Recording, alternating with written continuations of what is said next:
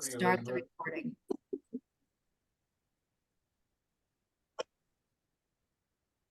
And we've got someone from Glasgow, Kentucky. Wonderful.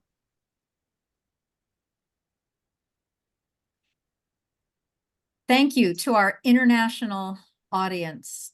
Today, we're talking about a very tough topic, but a very important one. And it's about how do we communicate with people who are different from us. When I was in graduate school a number of years ago, I remember as we were learning in our intercultural, or I'm sorry, no, it was a multicultural education course. This was back in the 90s. We were not allowed to talk about seeing differences because that meant that you singled someone out. We've come 180 degrees, and now we're talking about the importance of seeing differences, not that we point them out to people, but that we need to understand not everybody thinks, believes, or behaves like we do. My goal with the foundation that I established, the Intercultural Leader Institute, I want to help change the world one person at a time, but it has to start with me. Oh, and that is my so message sorry.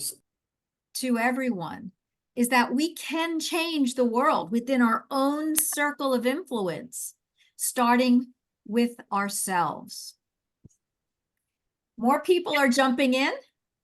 Please do feel free to tell us where you're coming from. Hello, Joe from Hanover, Massachusetts. And again, Stephen Underwood from Washington, D.C. Fantastic. What we're going to do today in the hour that we have is talk about 6 secrets that are going to become knowledge, known entities for you, so that you have a model for how do you change the world one person at a time, starting with oneself. It's possible to do this if we think about our own communication behaviors, our actions and reactions. We will become more at ease engaging with people from all walks of life. We'll learn to listen more and judge less. And we'll develop communication strategies to become more inclusive. I'm sure most of you follow me on LinkedIn, and I don't need to go into a long song and dance about who I am and what I do. But there is one thing I do want to say. I consider myself a pracademic. What I have learned through my courses study all these years, I put it into practical application. I think we're all enjoying gaining knowledge from different webinars and master classes, et cetera, et cetera. But I think we're also tired of the noise that's out there. We all want to have more knowledge. We're here together today because we are lifelong learners. However, because I'm a pracademic, I have the strong theory behind and the science and able to talk about things from a scientific, a social science, psychology, anthropology perspective. I want to be able to help professionals like yourselves put it into action, the practical application. I've taught at universities around the world, working with business professionals as well as executives in major corporations. Right now, I am back at the University of Pennsylvania, and I am running an executive leadership course for a group of executive government scholars.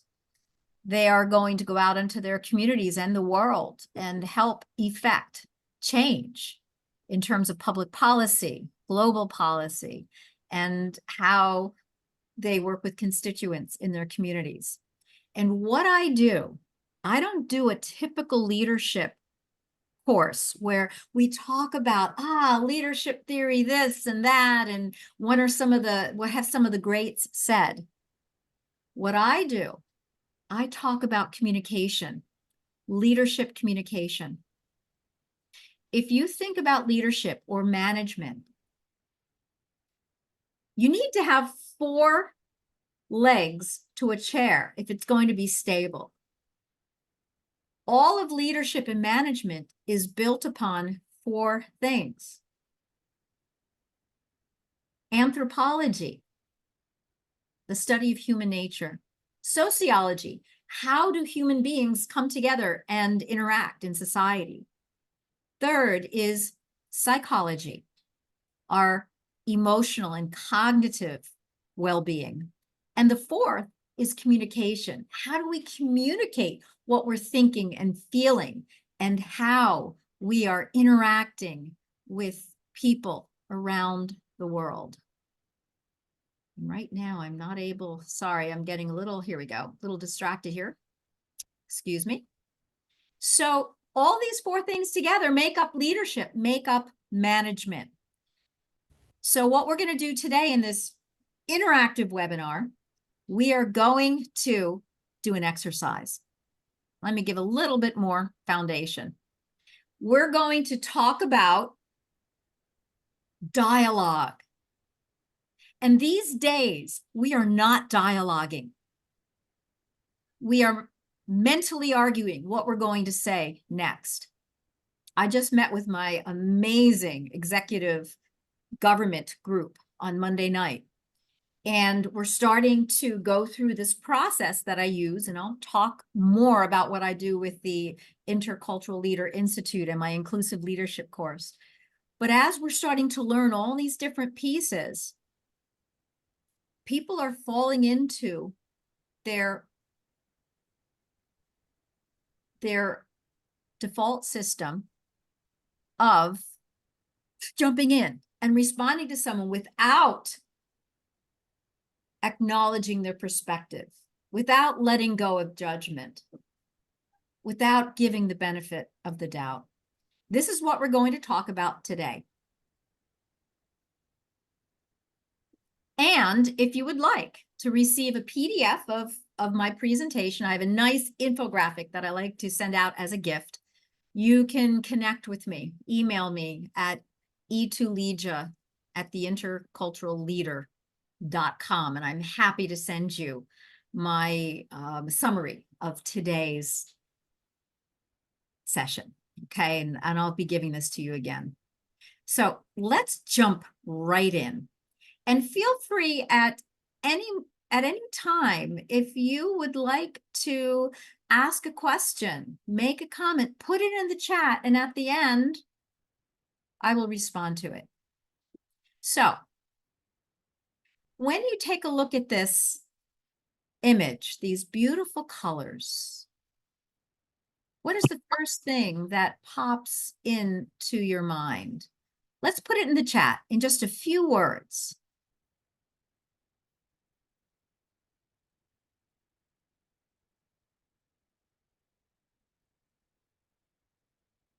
Good. Keep it coming, everyone who's able to. And I'm going to ask Heidi. Heidi, would you be willing, as soon as we get some more, would you be willing to give a summary? What are some of the themes that are coming up? Let's have a few more. What comes to mind?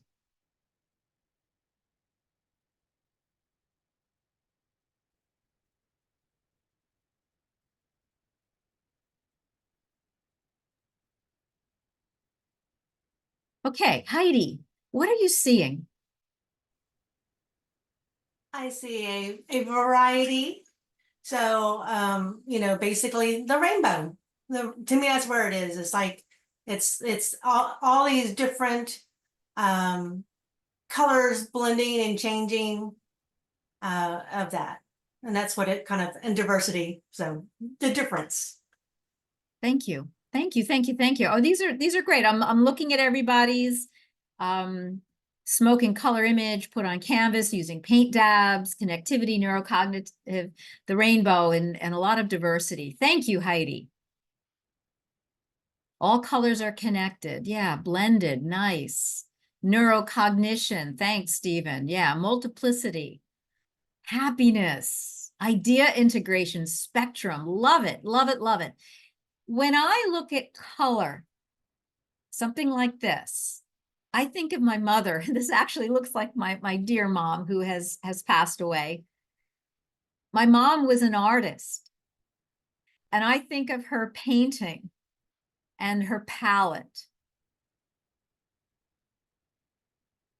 I also think of my sister Kathy, who had Down syndrome, and she used to love to draw rainbows. Her favorite thing to do was coloring in coloring books, and we had big artist pages that she could color in. We all have different ideas when we see something. Images are symbols, words are symbols, characters from a variety of languages are symbols. This is Juneteenth. It's the annual recognition of the end of slavery in the US. It's also Pride Month. Some people may look at the rainbow and think of pride. And I think about Target a year ago, and there was a controversy. People who had more conservative viewpoints did not like what Target was doing in the stores and promoting various products. People from the LGBTQ plus community were upset that people were upset. We have a diverse world. We all have our perspective. We all come at life from our own lens. And when we clash, pow, when we have those different values, beliefs, and attitudes, we have a hard time listening and engaging with someone on their level because we're so busy mentally arguing what's going on in our own mind. And it all comes down to our values. We all have values that are deeply held. Usually we're taught values by those who raise us. I remember my parents, without saying a word, taught us kindness, compassion, and generosity. And those were important lessons growing up. We did not have a lot. But to have kindness towards others and compassion, and then be generous with what we had, were their values. We are in a new era in terms of the societal globalization or the globalization of societies. More than 8 billion people. And when you think about our cultural identities, we are individuals, but we're also people in groups. And that salience, that meaningfulness of what's important to us is what can create a gap when we think about we've got the diversity. We want to be inclusive, but there's a gap because our beliefs, our values, our attitudes are different. And we can bridge that gap through learning some principles of intercultural communication. How can I shift my perspective without changing my values and my beliefs? I can hold on to what I believe is right and wrong, true or false, whether I have a religious faith or a secular philosophy or some other form of worldview. I can still hold on to what's important, what's salient to me, yet I can learn how to shift perspective, take a step back and say, okay, tell me why and what and how you think and believe and act. I don't have to agree with you, but I can seek you out to learn on your terms. This is what I do with the Intercultural Leader Institute, whether I'm working with individuals as a coach or I'm working with groups, teams, organizations. What I want to do now, and you can take a look at this and write down my email. I want to put people into groups. And I hope that everyone will participate. Probably I should have said in the beginning, if you don't want to participate, perhaps this is not the type of webinar for you. But I'm going to put people into groups. Let's see how many we have right now, 20. And I am going to give you an exercise. I'm going to give you 10 minutes to talk about this in your group. And you're going to come back and we'll have a debrief. How did you figure out this problem? Let me put into the chat. I'm doing multiple things right here at the moment. I'm going to put into the chat the document that you can look at. I'm going to have it up here online, but I'm going to put in the chat so that that you all have it. Hold on, I just lost my folder. Give me a second here to get it back. My apologies.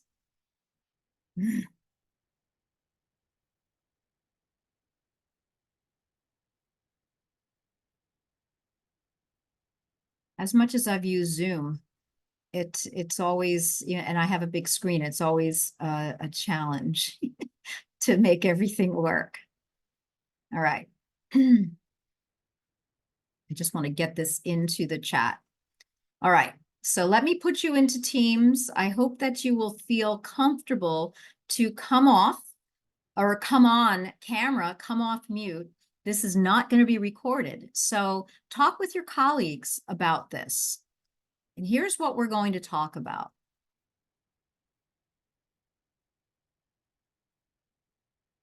And I'm going to ask for another volunteer. Yasmin, would you be willing to read us this little story?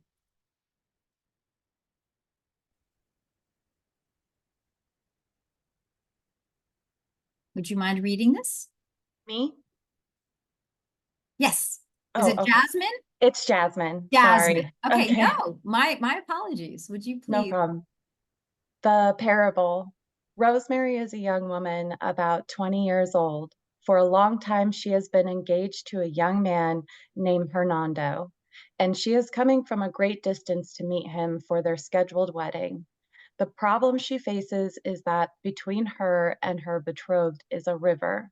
No ordinary river, but a deep, wide river infested with hungry crocodiles. Rosemary ponders how she can cross the river. She thinks of a man who has a boat named Sven. She approaches Sven and asks him to take her across the river. Sven replies, "Yes, I'll take you across the river if you'll spend the night with me." Shocked at his offer, she turned to another acquaintance, Li Pai, and tells him her story. Li Pai responds by saying, "Poor Rosemary, I understand your problem, but I don't see how I can help. It's really your problem, not mine." Rosemary, in desperation, decides to return to Sven and spends the night with him. In the morning, Sven takes her across the river. She completes her journey and arrives in time. Her reunion with Hernando is warm, but on the evening before they are to be married, Rosemary feels compelled to tell Hernando how she succeeded in getting across the river. Hernando responds by saying, "I can't believe you would do such a thing. I wouldn't marry you if you were the last woman on earth." And he banishes her as a soiled woman. Finally, without any other options, Rosemary turns to our last character, Seichi. He listens to her story and says, "What a terrible thing to happen. Rosemary, I don't love you, but I will marry you." And that's all we know of the story. Thank you so much, Jasmine. Sorry, I said your name incorrectly. Here's what we're going to do. And I just, before I send you off into your breakout rooms, I just put a PDF so that you can have the story and you can have the questions. They're going to be about 4 or 5 of you in groups. And I want you to talk about what happened in this story. Rank who you like the most, who you like the least. And try to listen to other people and talk about why you did this or why you did that, and see if it's possible to have consensus. Maybe you won't be able to. Okay, and then if you're not comfortable talking about this, that's okay. You can stay hidden, but I hope that you'll try thinking about this and sharing your cultural perspective on it. And I'm turning off the recording now. You're not recorded in your individual breakout. So I'm going to have you come back maybe in 7 minutes, 10 minutes. Okay. And if you're finished, you can always join back in on your own. Does everyone understand? Can you give me a thumbs up? All right. I'll see you back in 7 to 10 minutes.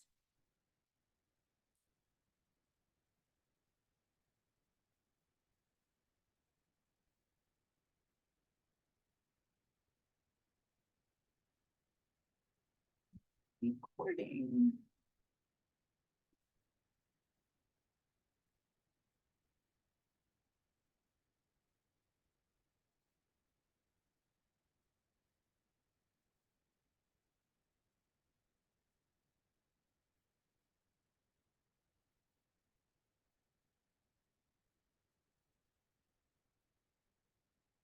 Overall picture and stuff. Welcome back, everyone. I'm sorry if you're cut off mid-sentence, but how did things go? I tried to peek into each room, and I'll put the screen back on. And I would like to know what happened. Let's start with group 4. What was how did you decide? What were your thoughts? Would you feel free sharing? One person from the group. Summarize.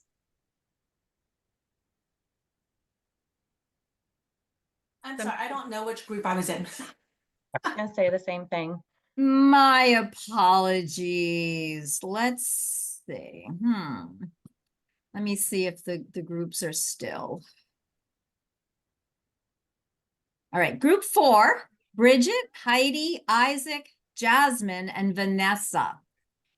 And then we'll do group 3. That's Andrew, Kiwana, Tonya, Thomas. Group 2, Otto, Mercy June, Dara, and Andre. And then group 1, Stephen, Mark, Joe, Dorothy, Boonmei, and Bharat, if they were able to join. Okay, so number 4. Okay, I guess I will share that. So most of us agree that we preferred, and I'm probably going to get the names wrong here. CJ was our favorite. Thank you. There we go.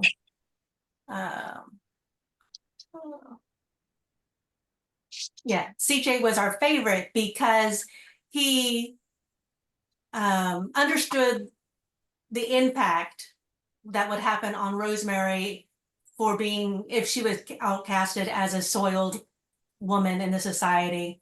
But even though he said he did not love her, you know, it was a form of love and acceptance and compassion for that, to accept her and to, you know, so that she would not be ruined. Sven was the second favorite, interestingly, because while he took advantage of the situation, he gave Rosemary a choice, right? He gave Rosemary a choice, and then kept his promise when she fulfilled the transaction, so to speak. Lipe Lipe followed it, kind of fell in the middle there just because of silent majority, just in general, this is not my problem. We feel like overall, it's just kind of the way the majority of people tend to be, not that we want them to be. And Hernando was our least favorite because he didn't even take consideration of the impact or the sacrifice that Rosemary went through. Careful, careful. Did you go pee? And so that was that. But we wanted, I think the conversation would have also led a little bit deeper into Rosemary, but we actually didn't get that enough time to really talk about Rosemary herself in the perspective of it. So Thank you. Thanks. What about another group? Any other group? Different ideas, similar ideas? You don't have to go through everyone, but just Yeah, we actually, okay, so group 2, we actually didn't care for Sven because, so just for sake of contrast, we didn't really care for Sven because we felt like he was a bit of an opportunist, kind of taking advantage. He didn't even ask if she had money. He didn't offer her much of a choice except for the one option. So that was what we saw when we talked about Sven. okay, thank you. Yeah. What about group 1, group 3? Any other ideas? Well, our group number 1 with Dorothy and Joe, the other 2 that you mentioned were not in our group, but anyway, we focused on Rosemary.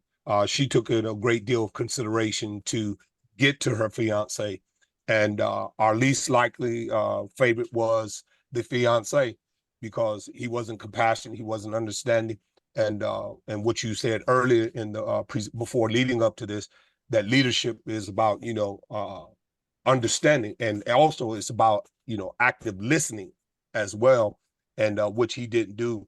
And so the next one that we liked was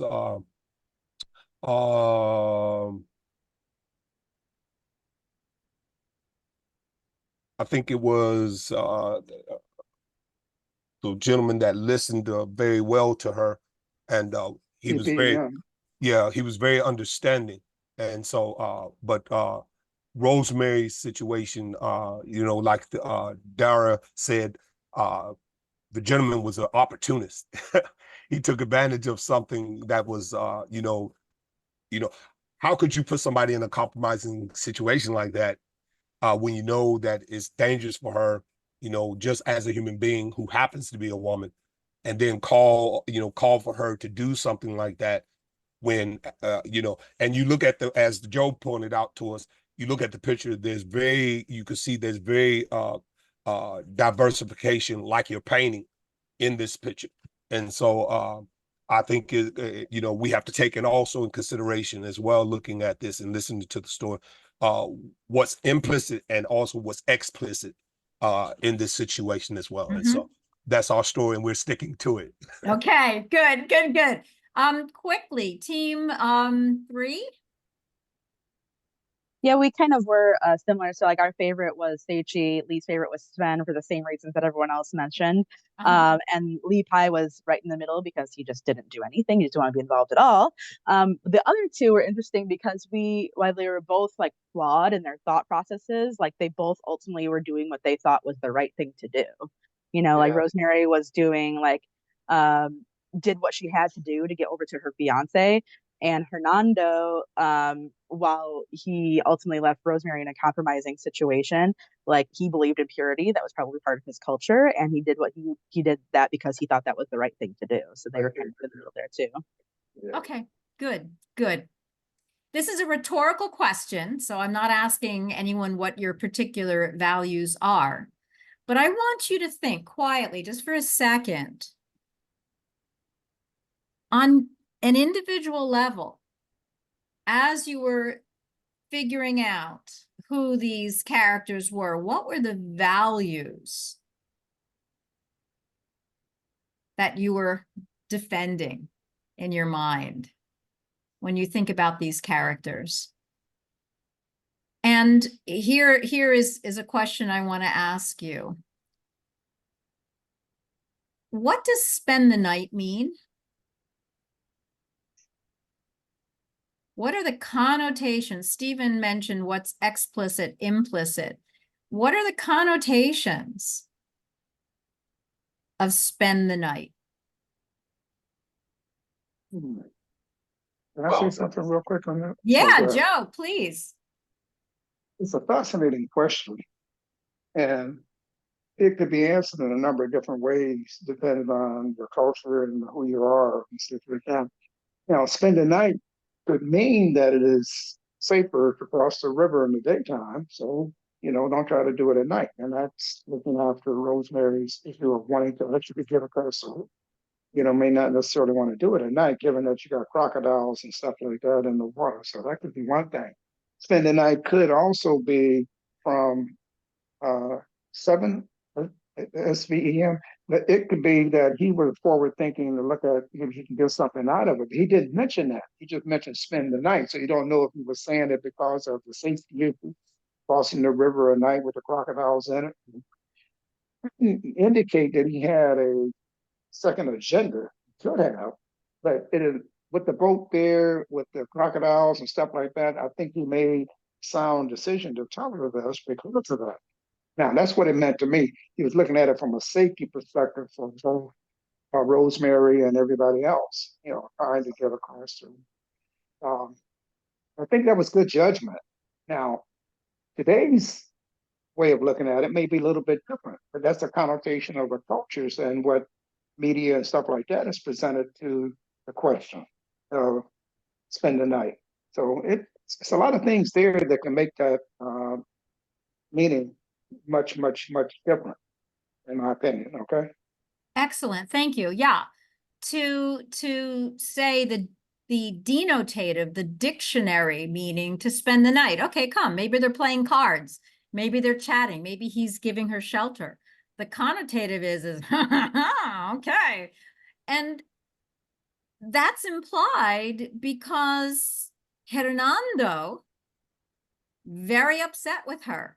And the images I've created here is kind of back in olden times, and even the name Sven, the strong, perhaps Italian blonde, and Hernando, the emotive Latino, and the honor is lost. We don't know what happened. We all look at this just for the sake of time. We'll have a little more discussion, but we all look at this from our own lens, our own worldview. And I'm not saying it's either right or wrong, but an ambiguous story like this with kind of stereotypical characters, we don't know the full story. So before I move on, because I want to get to the meat of what we're going to talk about today, does anyone else, I'm seeing some comments coming in here. Yeah, Mercy June is that, yeah, the tides couldn't be moved, blah, blah, blah. Good. Anyone else want to, you're eager to say something. I want to make sure. Yes, I have a question. Sure, Isaac. Elizabeth, my question is, why do we being those of us here, I mean, great majority, why would we think something sexual may have transpired when we read those words, spend the night? That's my question. Although in my group, we also had said that, why didn't he say spend the morning? Okay. Spend the afternoon. So, but I'm very interested in knowing why would we gravitate towards something sexual. Okay.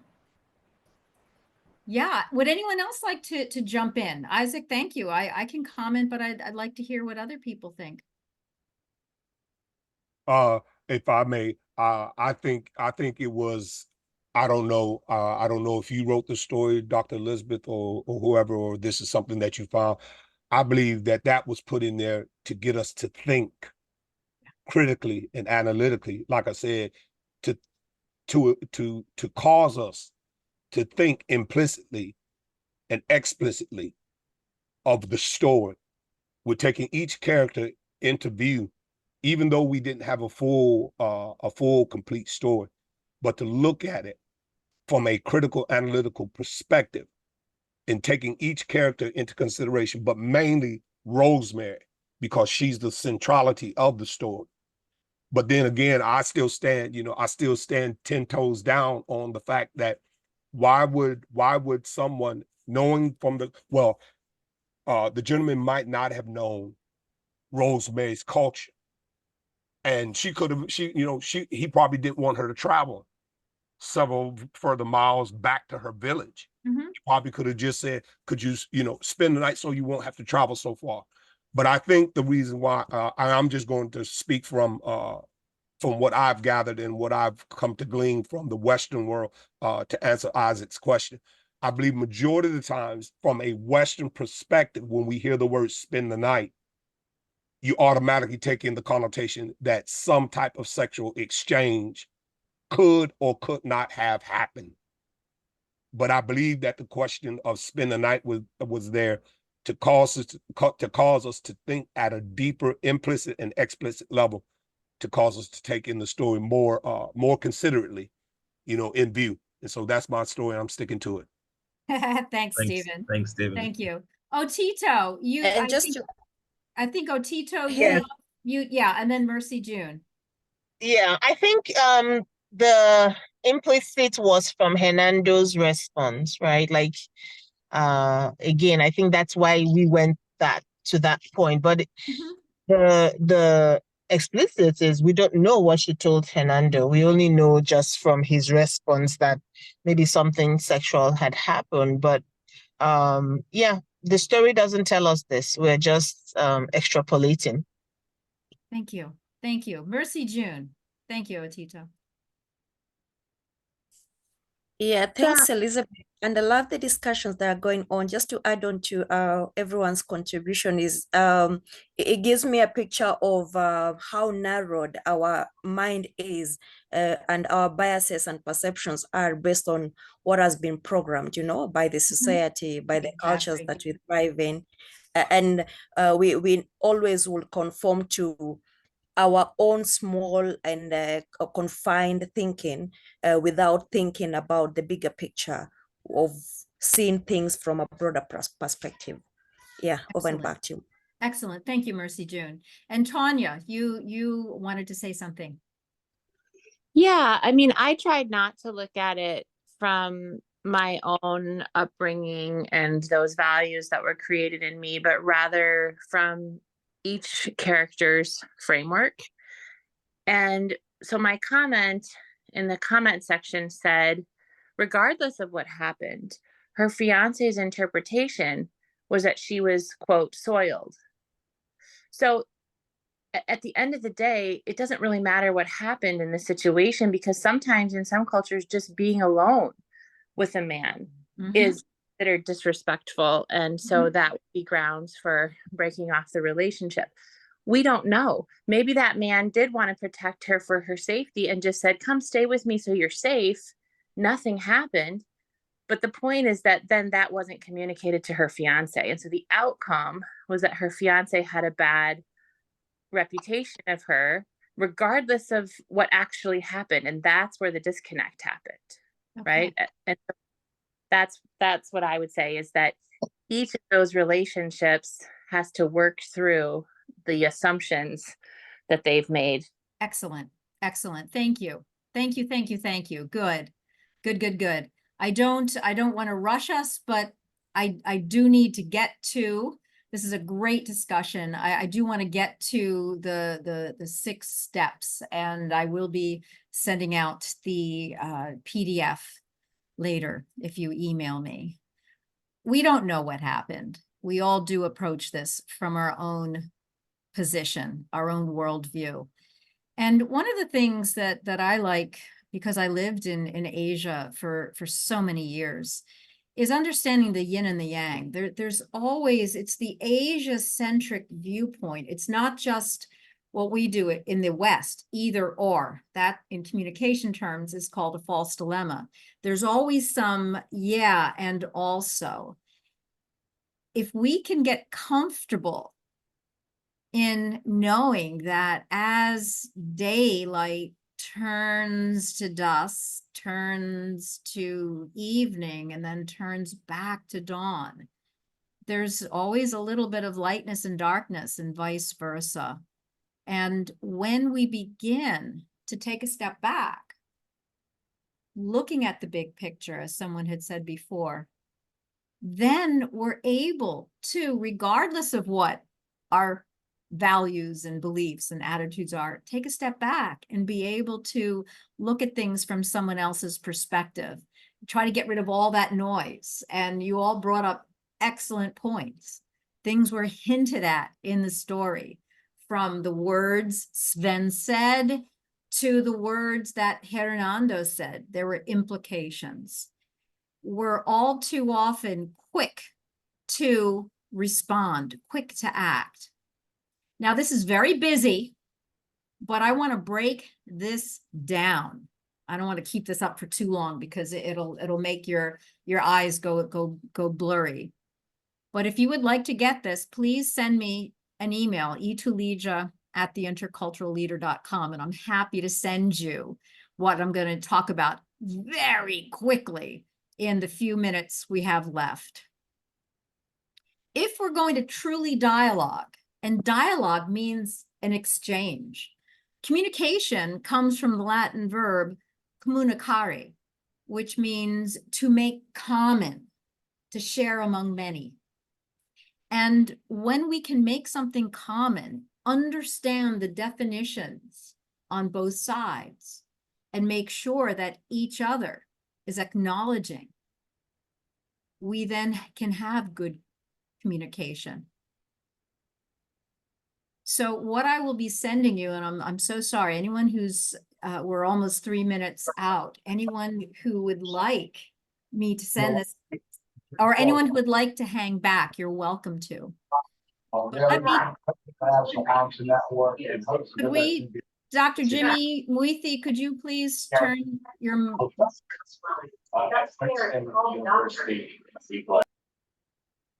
okay. So quickly, determine what happened. Instead of clinging to what you think you knew or saw, examine the actual words or actions and ask for clarification. There could have been a lot of clarification going on. Hernando jumped to conclusion. It would have been helpful had Rosemary, who the name connotes purity, if you think about it in terms of religious terms, thinking about the Virgin Mary. But she could have clarified.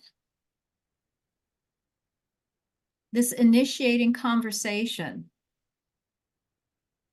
It's so easy to jump to conclusions rather than asking clarifying questions. And often what happens when we ask clarifying questions, the other person may want to be arguing their point. But if we can all become like coaches, in coach training, you learn how to pick from what someone has just said and ask a question based upon that. So it's learning to keep asking questions and not trying to put your perspective in, trying to win or trying to say, but wait a minute, it's this or it's that. But it's trying to learn.